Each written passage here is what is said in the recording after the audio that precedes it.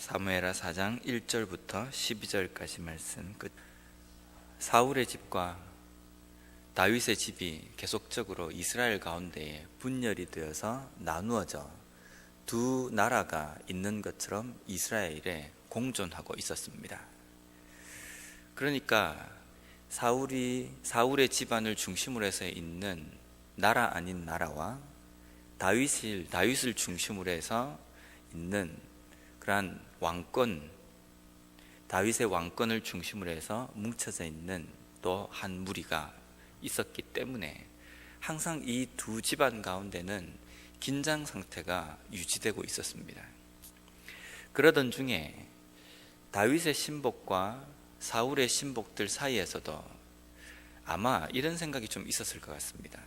이 혼란을 틈타서 어떻게 하면 내가 이 자리에서 더 인정을 받을 것인가, 아니면 내가 이 왕권을 내가 한번 넘나볼 수 있을 것인가, 그런 생각을 가진 신하들도 그들 밑에 안 있었겠습니까?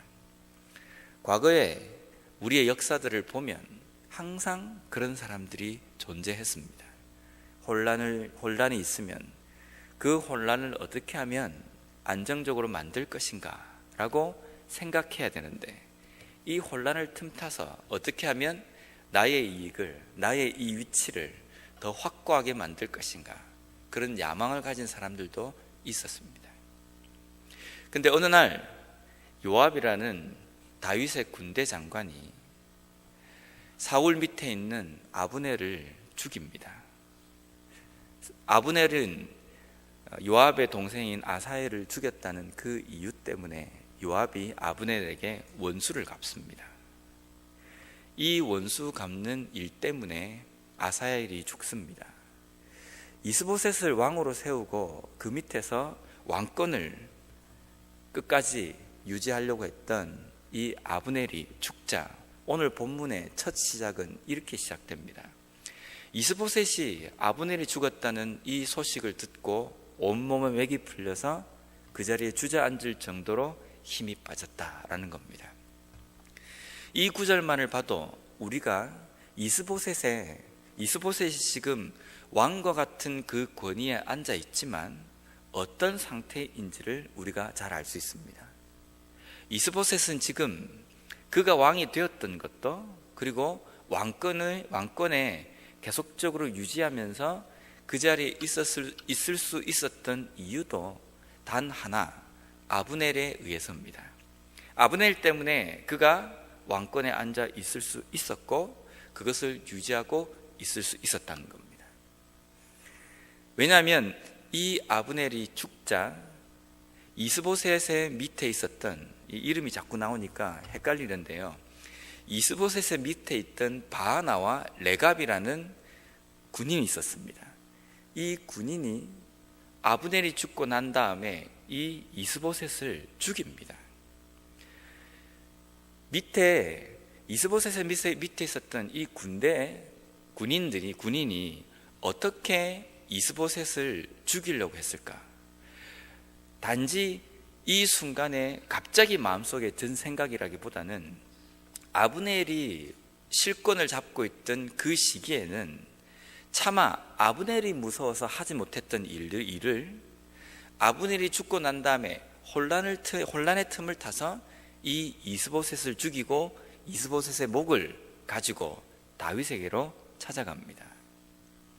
다윗에게로 찾아가서는 다윗에게 이렇게 고합니다. 당신의 목숨을 해하려고 했던 원수인 사울의 아들의 목을 내가 가지고 왔습니다 라는 겁니다. 오늘 여기까지만 우리가 보면요, 이 혼란을 틈을 타서 한순간도 긴장의 끈을 놓지 못하는 이 흐름을 우리가 쭉 볼 수 있습니다.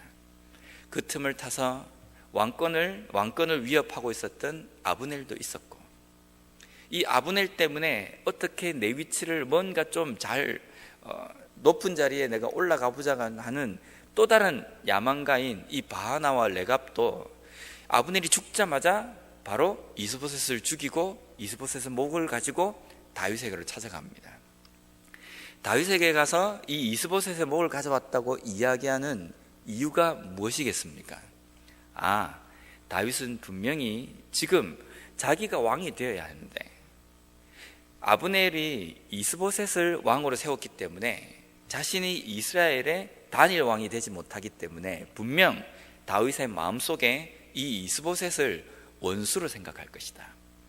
그래서 우리가 이 이스보셋을 죽였다고 한다면 우리를 칭찬하고 우리를 높은 자리에 앉혀줄 것이다. 우리에게 큰 벼슬을 내릴 것이다. 아마 이런 기대를 가지고 다윗에게 이 목을 가져갔을 겁니다. 여기까지 올 때에 한번 생각을 해보겠습니다. 아브넬, 그 다음에 이 아브넬을 죽였던 요압, 그리고 이 이스보셋을 죽였던 바하나와 레갑, 이 네 사람의 행동이 일반적입니까? 아니면 일반적이지 못합니까? 저는 이 말씀을 읽으면서 상당히 일반적이다는 생각이 좀 들었습니다. 인간이면 이런 생각을 충분히 할 수 있습니다. 자기 동생 아사헬을 죽인 아브넬을 반드시 원수를 갚아야 되겠다라고 생각하는 요압의 생각은 정상적입니다. 안 그렇겠습니까? 내 동생을 죽였는데 이유도 없이 그 죽인 이 아브넬을 그냥 놔두겠습니까? 절호의 기회가 왔는데 그 기회를 놓칠 리가 없습니다. 그래서 아브넬을 죽인 요압의 행동, 지극히 일반적이고 누구나 생각할 수 있는 마음입니다.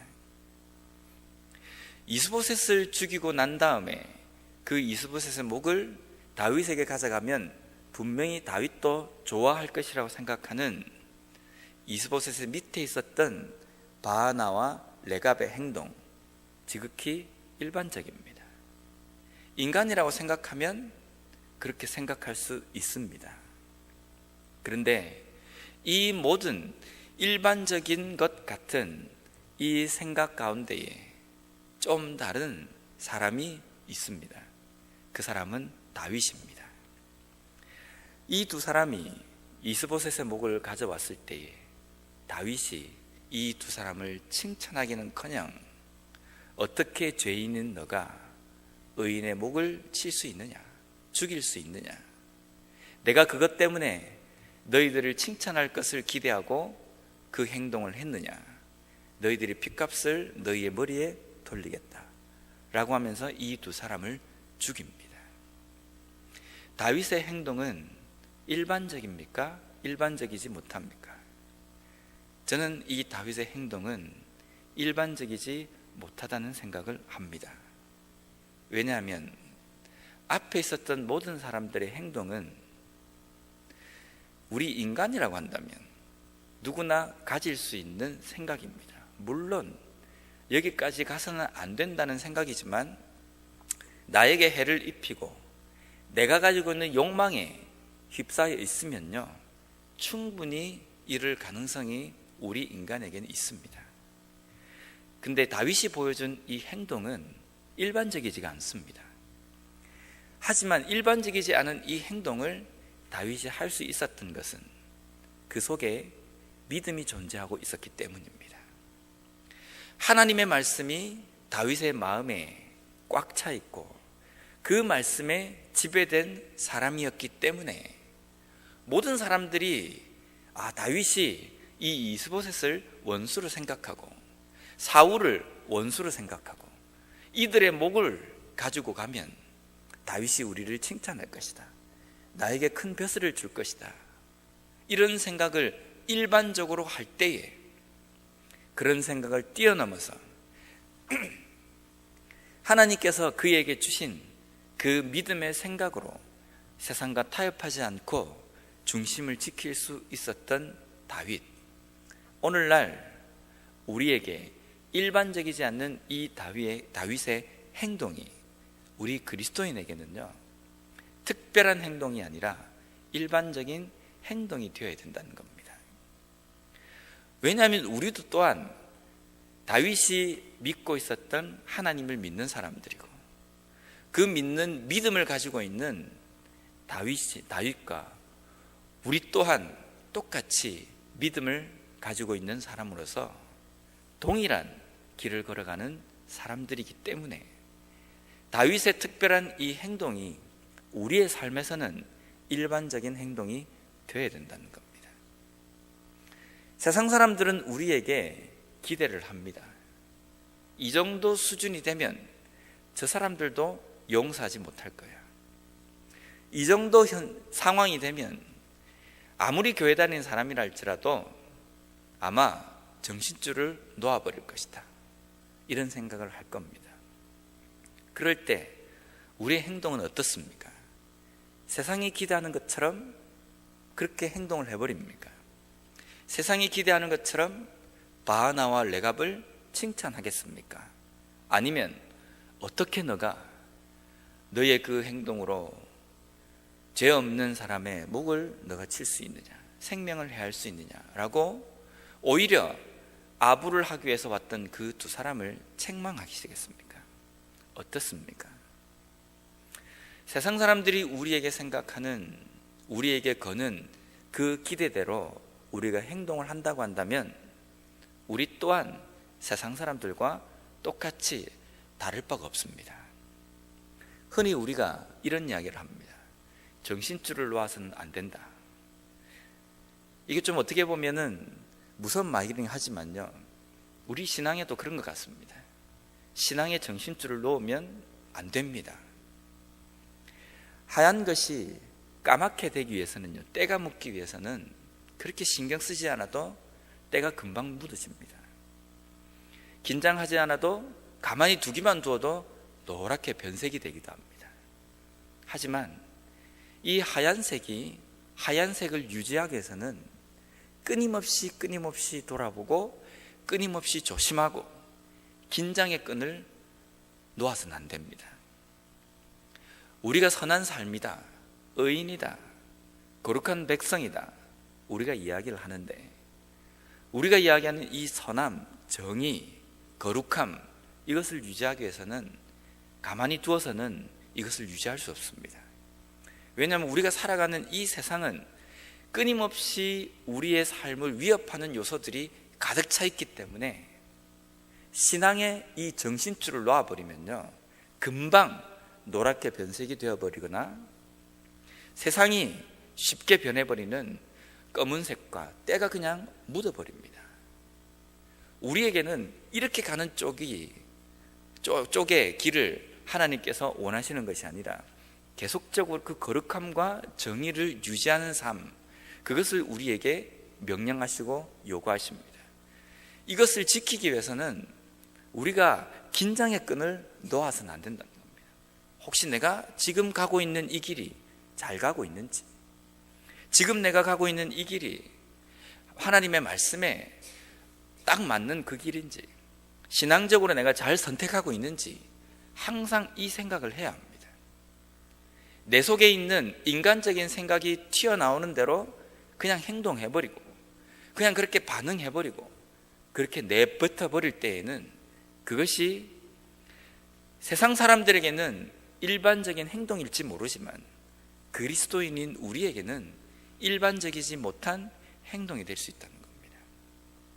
내가 뱉는 말 한마디, 내가 하는 생각 하나, 내가 할 수 있는 행동 하나하나에도 신중을 기해야 합니다.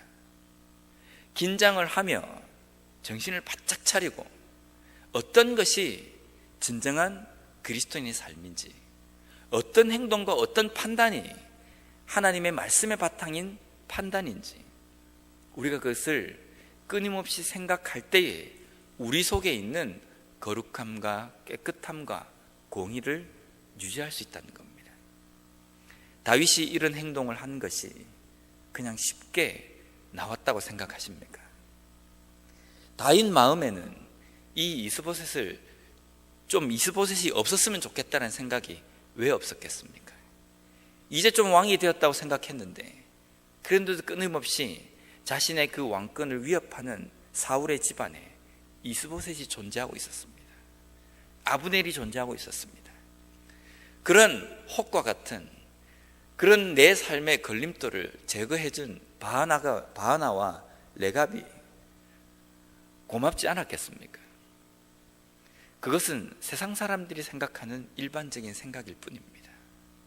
하지만 우리는 그리스도인입니다. 하나님의 백성입니다. 거룩한 성도라고 우리가 입으로 이야기하지 않습니까? 그러면 우리의 생각과 행동은 세상 사람들이 하고 있는 일반적인 그 수준을 넘어서야 그래도 하나님께서 우리에게 보여주신 그 말씀대로 살아가고 있다라고 우리가 말할 수 있고, 예수님께서 나를 쫓아오라 라고 이야기하는 그 길을 걸어가고 있다라고 우리가 말할 수 있지 않겠습니까? 세상 사람들과 똑같이 행동하고 똑같이 말을 뱉고 똑같이 생각하면서 어떻게 우리가 가는 이 길이 예수님께서 우리에게 보여주신 그 길이라고 함부로 이야기할 수 있겠습니까? 오늘도 우리에게 하나님께서 거시는 기대가 우리의 삶 속에 있습니다. 아울러 세상이 우리에게 거는 기대도 있습니다. 어느 기대에 맞추면서 살아가야 된다고 생각하는지 우리는 잘 압니다. 하나님의 기대에 맞춰가는 삶을 살아야 합니다. 세상 사람들은 이렇게 생각하지만 하나님께서 우리에게 거시는 기대에 흡족하게 살아가는 삶이 오늘 하루의 우리의 삶이 되어야 합니다. 그런 삶을 살아감으로 말미암아 다윗에게 있었던 이 공의와 거룩함과 하나님의 뜻대로 살아가는 이 은혜가 우리 모두에게 넘치며 경험할 수 있는 그런 삶이 되기를 원합니다.